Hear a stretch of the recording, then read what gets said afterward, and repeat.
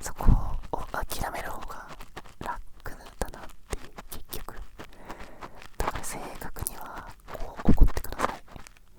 優しくするとか甘えんなって何がやりたいかを考えるのがめんどくさくて、意見をぶつけるのがめんどくさくて、みんなが幸せになればウィンウィンだと思ってるね。このね、あなた様はめっちゃくちゃいい人だし、自分の周りにそういう人がいたら一番幸せにしてあげたくなる。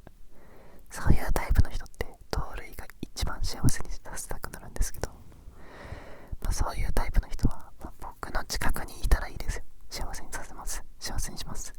ただなかなかね、いないですよ、そういうタイプは。そういう人は自分に厳しく自分がやりたいことを言う人生を歩んでください、今日から。はい、というね、やりたいっていう話でした。はいなんやねんって思った人も、てかなんやねんってみんな思うだろうし、違うなと明確に批判してくれる人もきっといるはずだって。自分なんてまだ21歳、若そうですよ、本当に。でもこういうのはその手札に加えておきましょう。考え方って持ってれば持ってるだけお得なんですよ。都合がいいやつ選べばいいから、6枚選択肢を持っとけばその時に合った考え方が使えるんで、持っといてください。この考え方は否定も肯定もせずに、なんやねんと思った人は。で、ちょっとちゃうなと思った人はぜひ自分の手札に加えつつ相手に自分の考え方を差し出してください。そうやって全人類が全員の選択肢を手に入れたら、それが多様性だし、いい世界になるんじゃねえという、これもね、自分の中の、これは結構去年か一昨年ぐらいに気づいてたんですけど、この幸福論の人生論の一つ、人の考えは手札に加えろっていう。一旦手札に加えとく。知っとくか知らないかで選択肢全然違うんでね。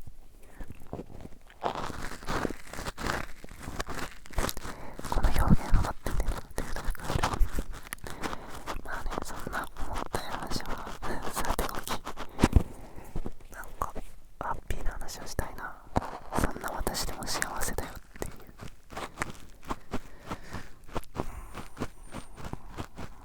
なんだろう、やばい、このポエムモードに入ってしまうとな。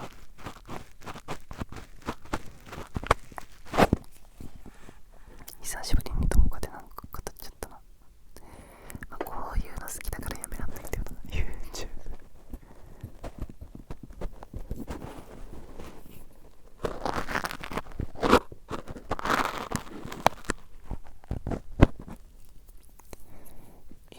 喋ることなくなっちゃった。あれを喋ろうとしてたのも面白いですね。なんだろうな、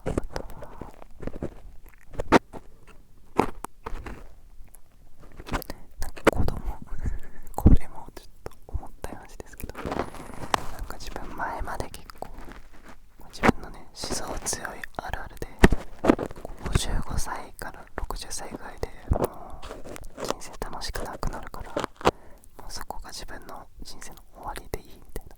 これ良くないですよ、そんなの。絶対みんなは150歳まで生きてください。で、こういうの冗談と本気を半々くらいで言うんですよ、自分は。そしたらお母さんがもう泣きながら怒ってきて、そんなことを言うなって。その件について申し訳ないし、うちの親熱すぎだろっていう問題もあるんですけど、